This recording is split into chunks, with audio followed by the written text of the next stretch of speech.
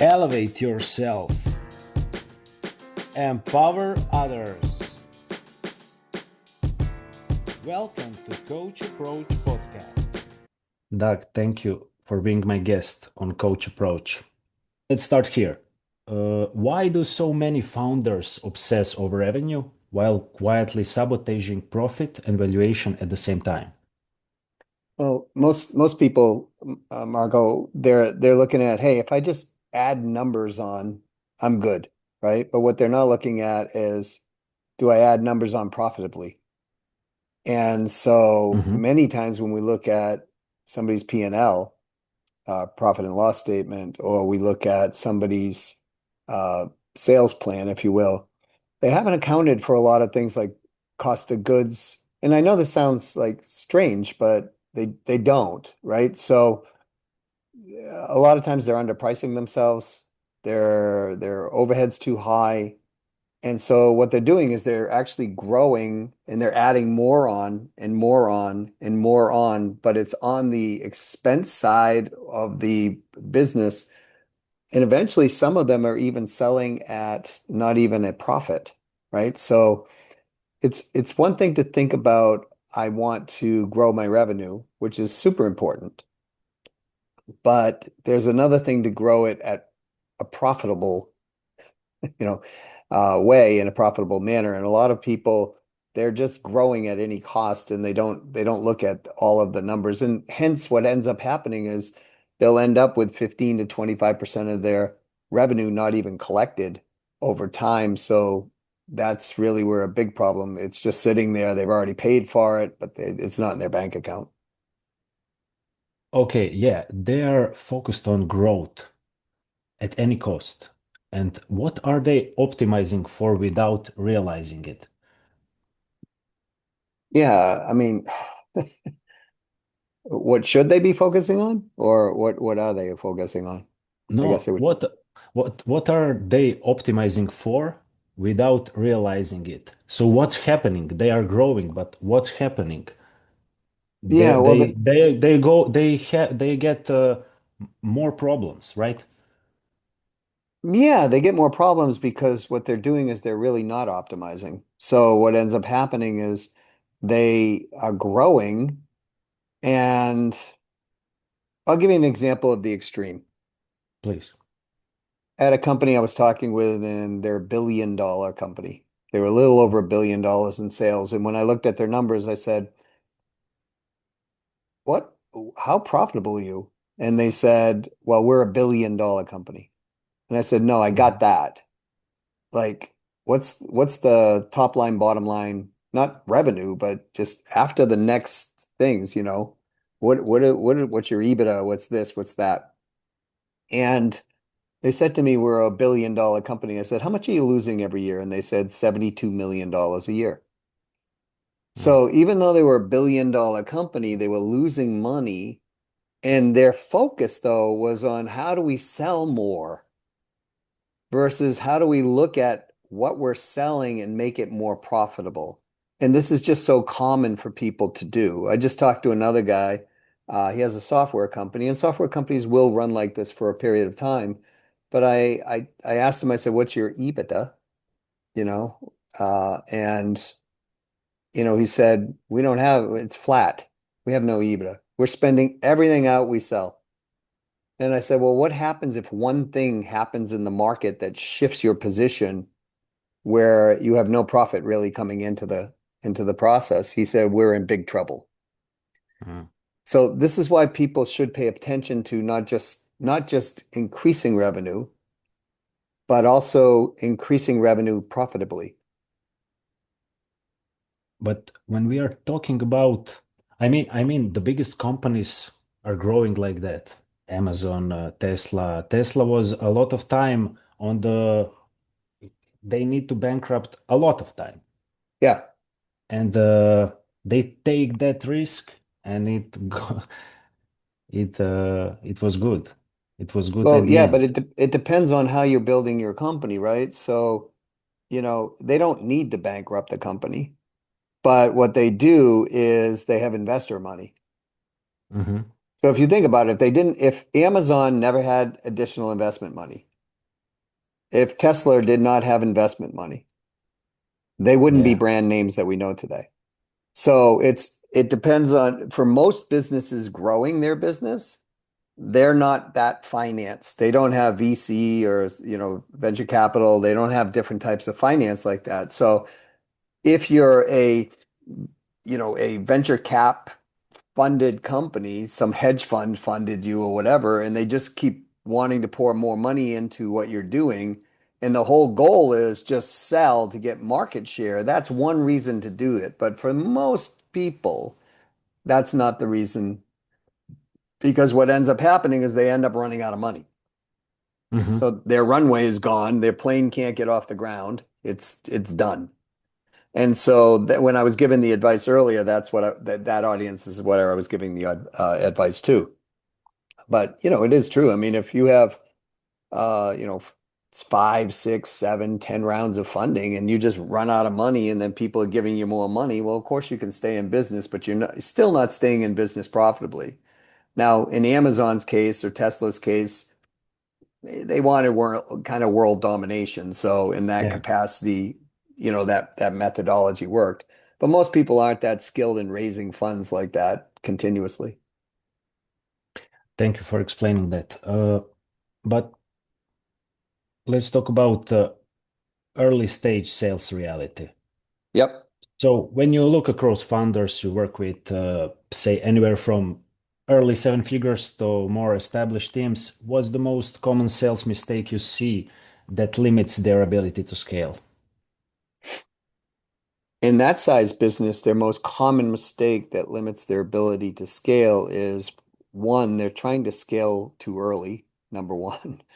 Um, and then after we get past that, they're not literally generating ideal right fit buyer opportunities. Mm. So if I look at somebody's company, for example, and 30% of their sales revenue is coming from a smaller component of a group, and 70% is coming from a larger part of the group, but they're focusing all their equal time on those two groups, Mhm. then they're not focused on the ideal economic right fit buyer. And so I had a client that literally 70% of their leads were under $300,000. They were producing 2,000 leads a week. Mhm. 70% of their leads were under $300,000. Their 30% of the leads were above 300,000. Out of the 70% of the leads, they were buying less than 1% of the time. Anything under $1 million, they were buying at still a very low percentage, under 10%. Anything over $1 million, they were buying at 43%. Mhm. So why are we focusing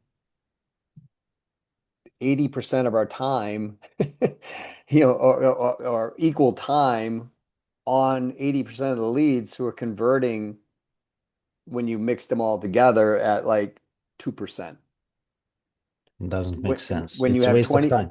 yeah, and you have 20% of your leads that you're converting at 43%, right? So why are we putting our money into leads that are not converting like that, right? So again, who's the ideal right fit buyer for us?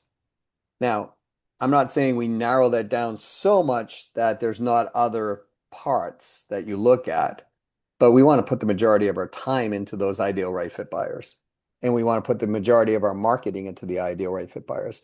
If we could say, listen, in that case of the 2,000 clients, if we took even 70% of that base, we Mhm. diverted that marketing money that was going out or that prospecting effort that was going out, and we diverted it to the 20%, we'd still pick up some periphery of the 10% that was happening.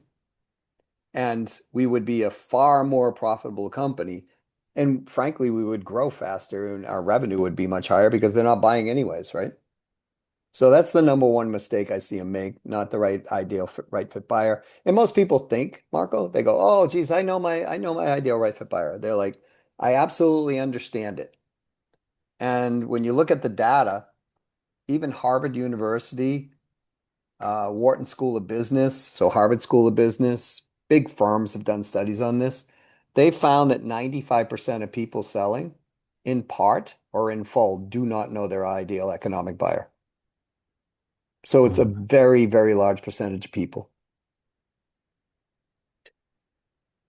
Yeah, I mean, from 0 to 1 million, it will be one ICP, one channel. If we have that, then we can expand. Right.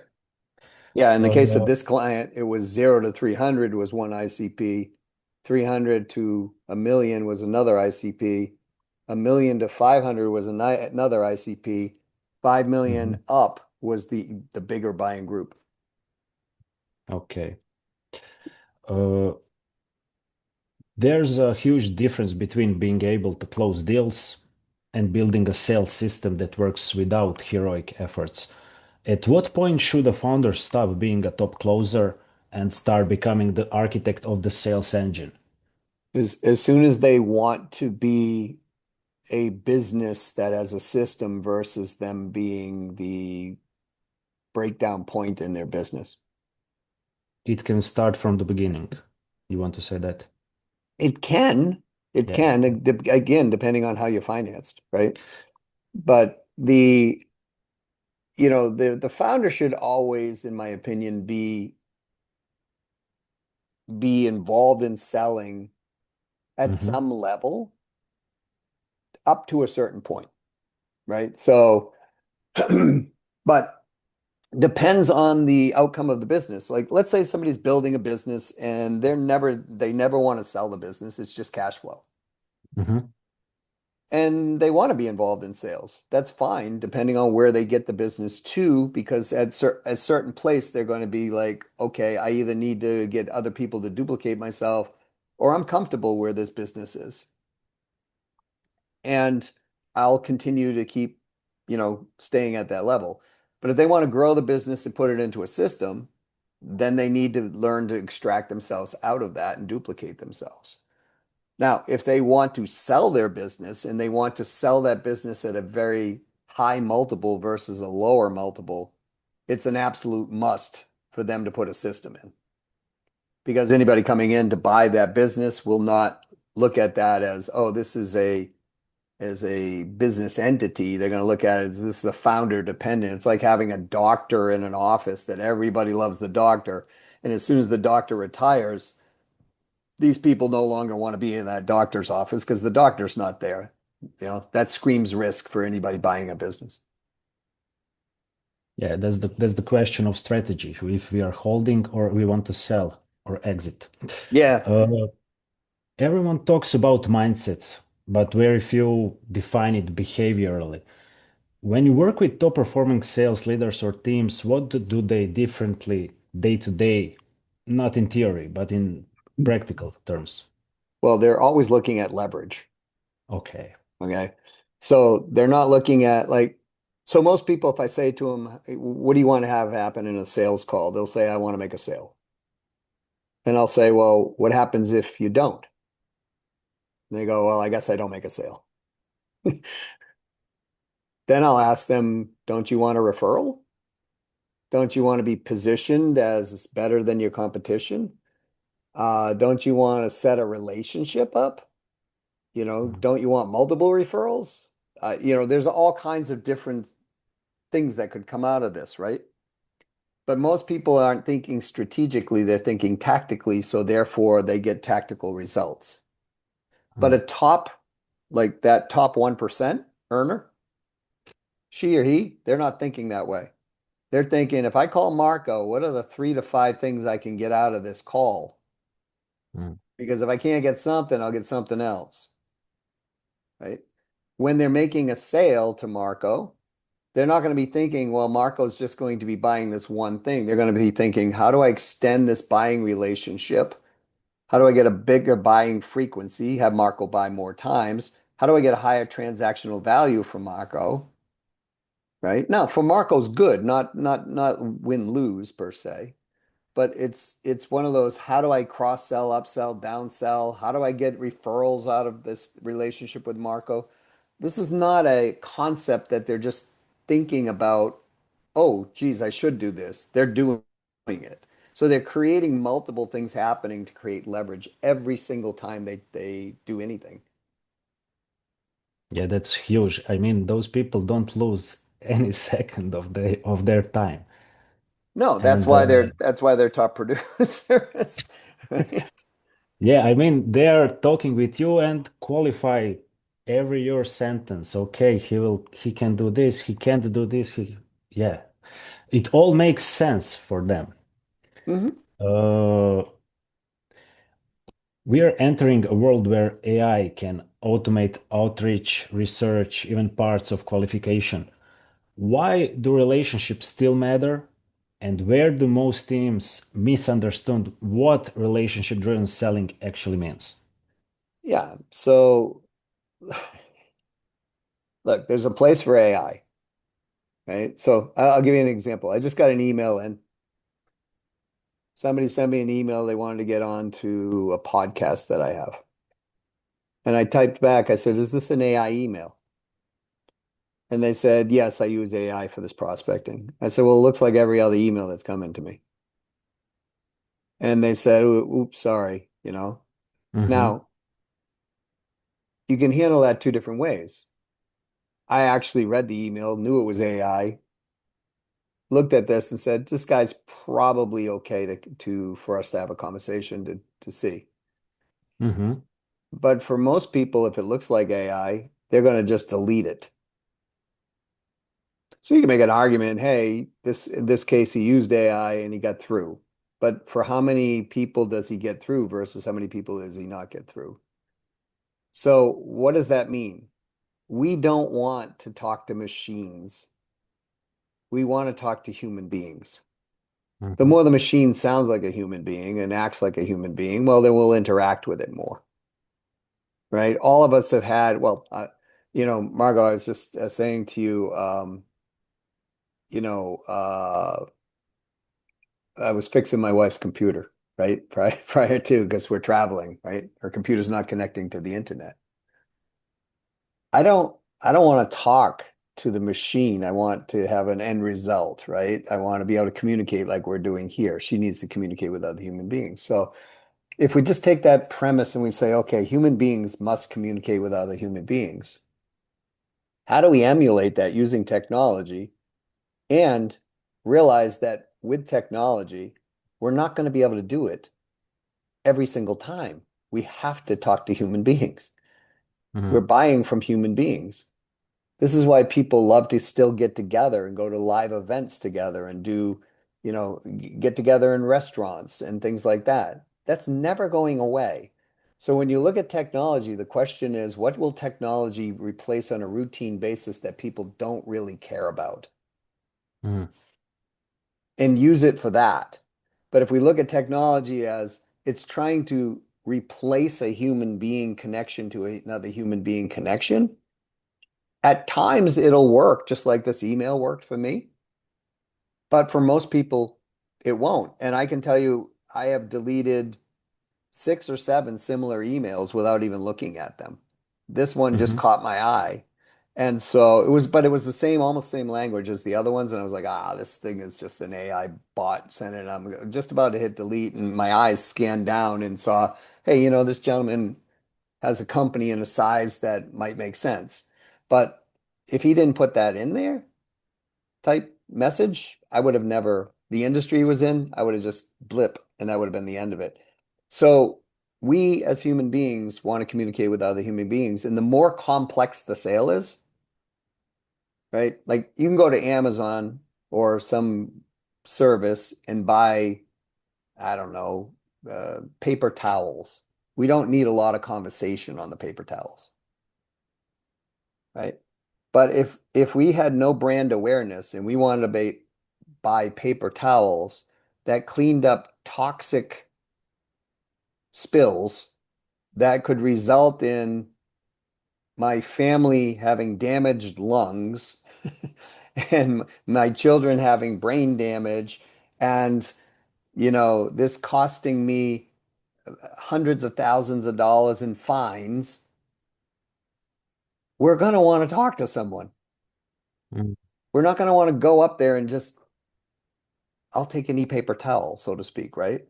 And I know this is a far-fetched idea, but when we're selling something that has complexity to it, especially when it's a high stakes game, there's always a business return on investment and there's always a personal return on investment.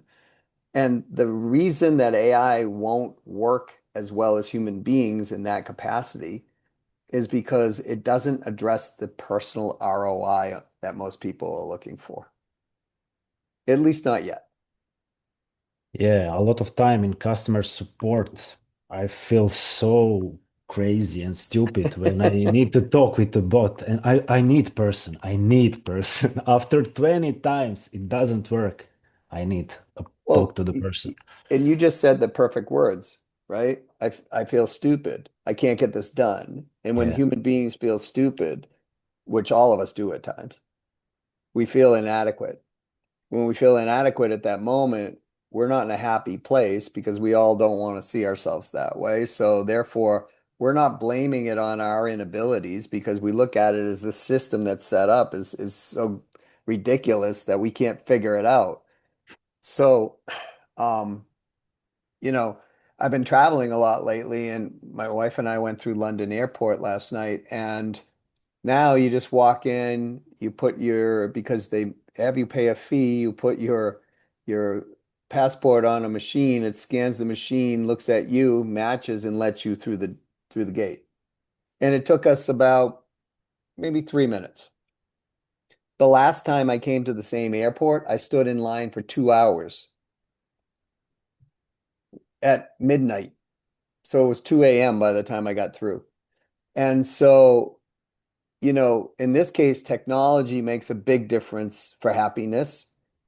But while I was going through that machine, it kept scanning, and I was like, "Oh no."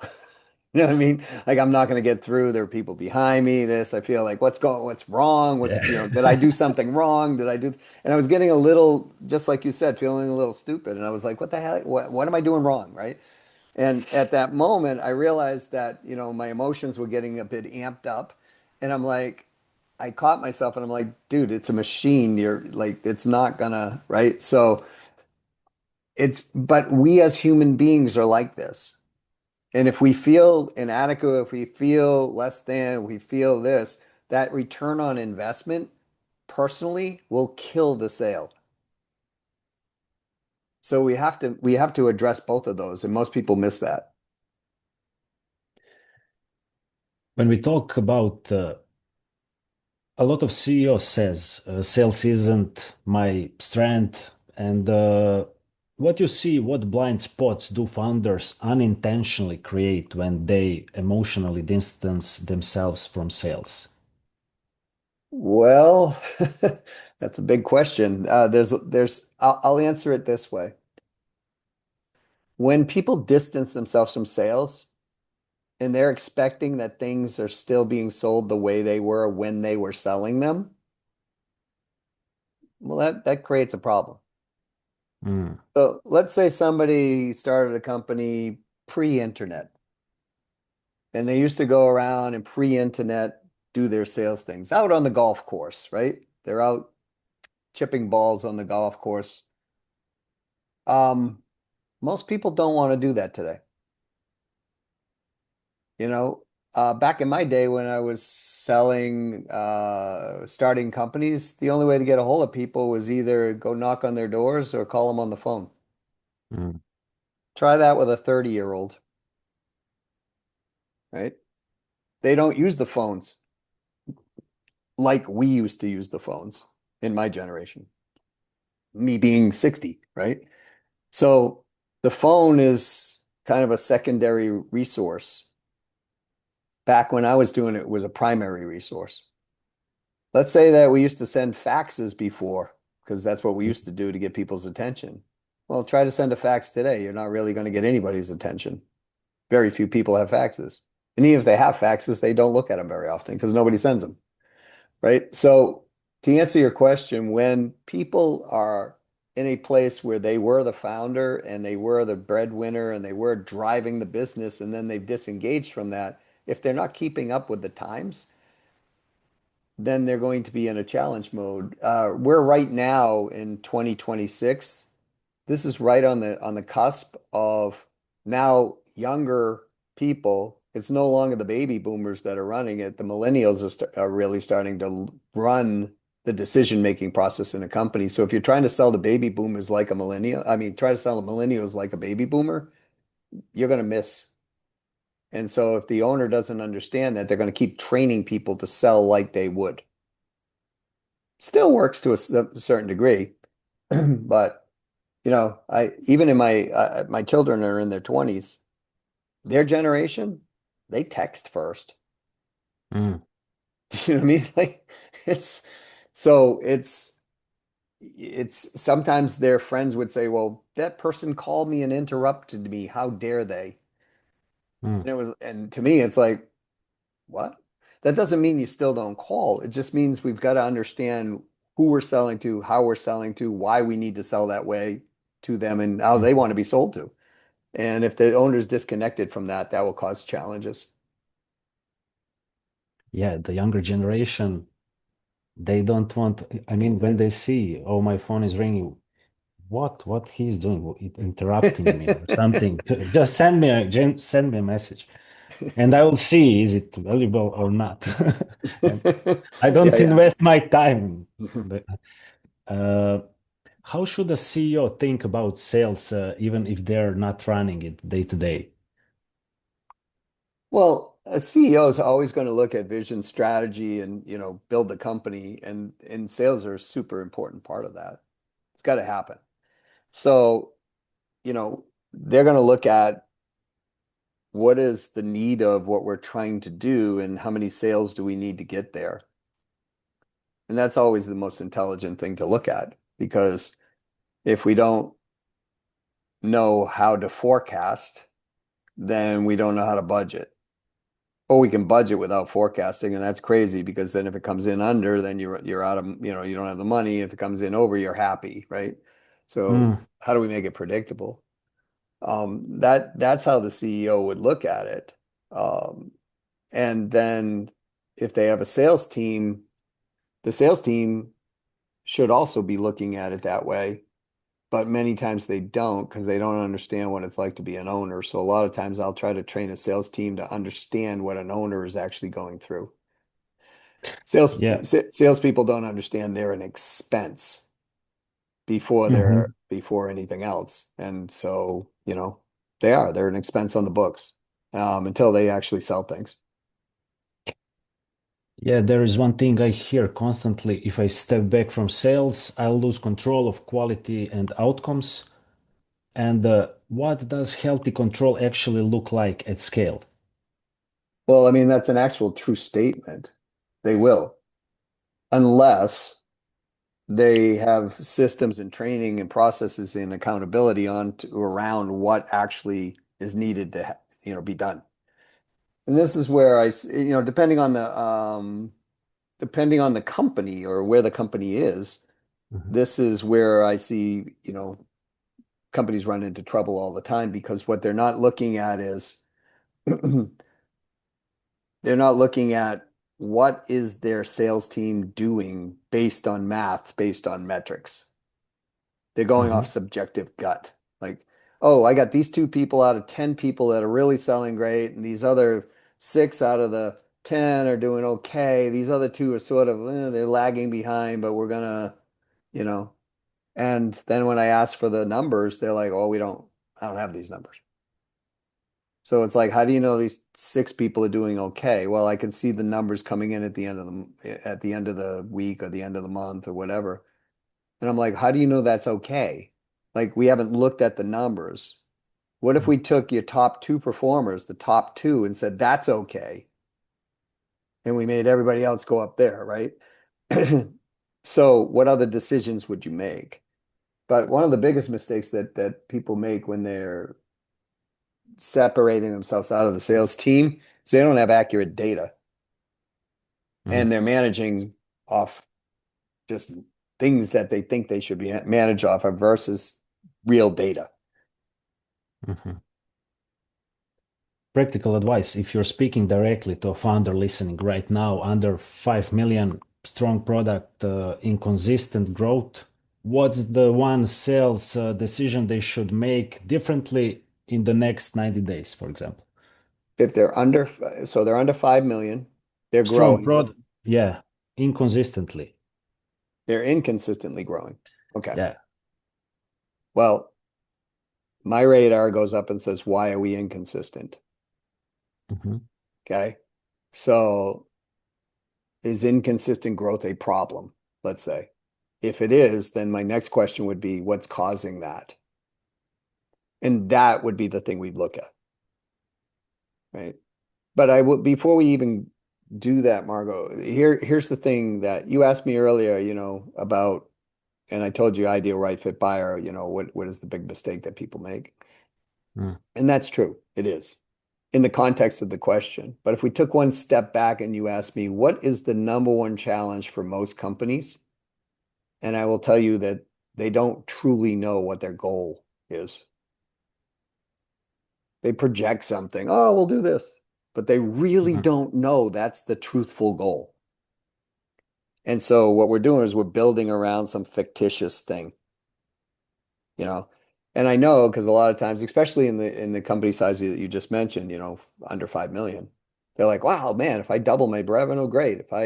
If I grew by 40%, great. If I grew by 15%, not as good as I want, but I'll be okay with that, And it's like, whoa, you what do you want to do? Like, really, truthfully, what do we want to get to? And without having that well clarified, you build all kinds of plans, and it doesn't matter. We're going at a moving target all the time, and Mhm. that's what gets people into trouble because it's like they don't know where to say no or where to say yes. They'll know more to say yes to, but they don't really know what to say no to, and that gets them in trouble. Mm. You're talking about like shiny objects or syndrome, It something like can. that. It can be that, but it could also be, you know, well, like in the example I gave where 70% of the leads were under $300,000 and they're still generating leads. Yeah. Why aren't we saying no to that? Yes. Or if we want to generate down in that area, why don't we find something that they actually want to buy? But if we're not clear on what we want to do or how, where we want to end up, and it's not truthful, that's the problem. Because people end up when it's not truthful is they'll go out and they'll spend money on this, hoping that this works. They'll go out and spend money on that, hoping that this works. And, if it works, okay. If it doesn't work, not good. But then they come to the realization that I never wanted to go there in the first place. So why did he even make that decision? So they just lost 4 months, Oof. $100,000, whatever, right? And that multiplies. They do that 4 or 5 times. All of a sudden, their profitability just is like down to nothing compared to where it would have been. Yeah, we are going back to the first thing we mentioned, ICP. It's so much important because you solve the real problems of that one specific ICP, and your product needs to be good. And it will be better and better, and it will be easier to sell those kind of product. Uh, As long as you structure the offer to what the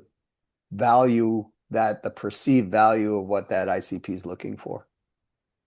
If you don't do that, you could have the best ICP in the world, it won't matter. Because if we're trying to sell, if we're trying to sell, I don't know, swimming pools to someone who can ideally buy the swimming pool, but they don't know how to swim, they don't want to learn to swim, they don't want to get in the water, they don't care about swimming pools.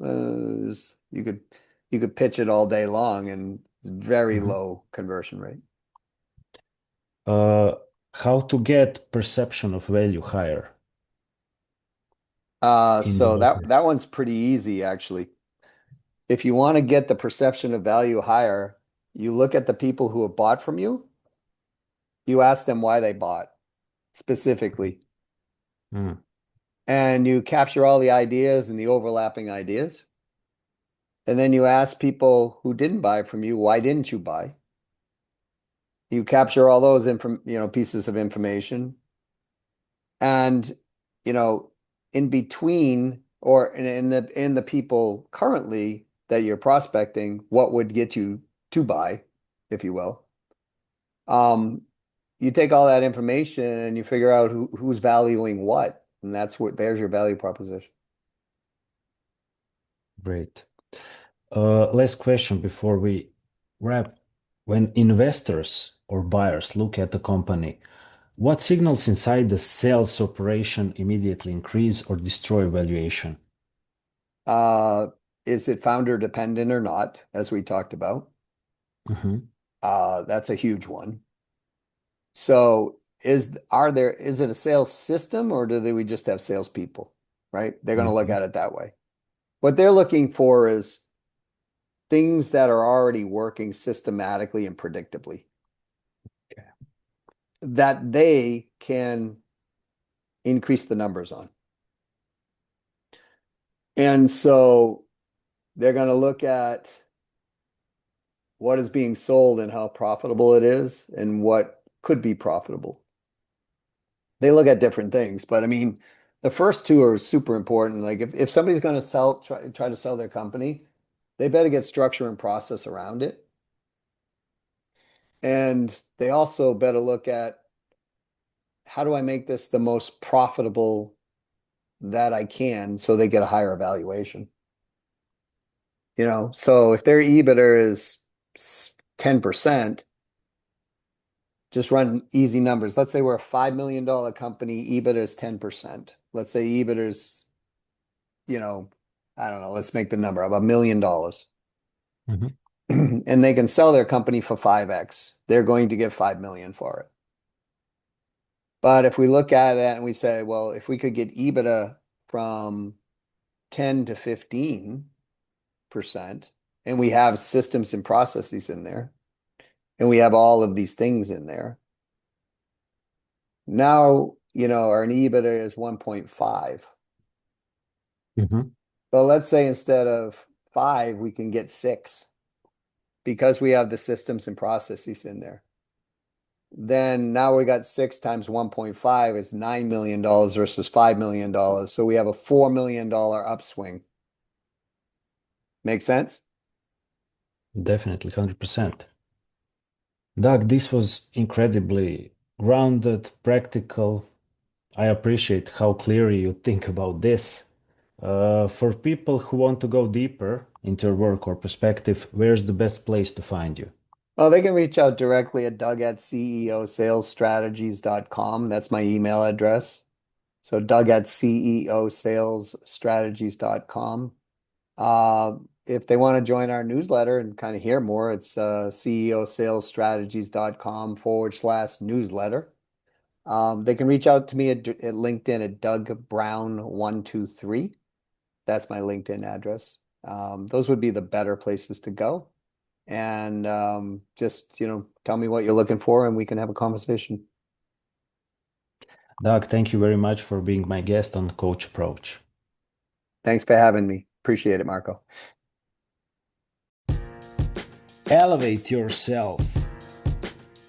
Empower others.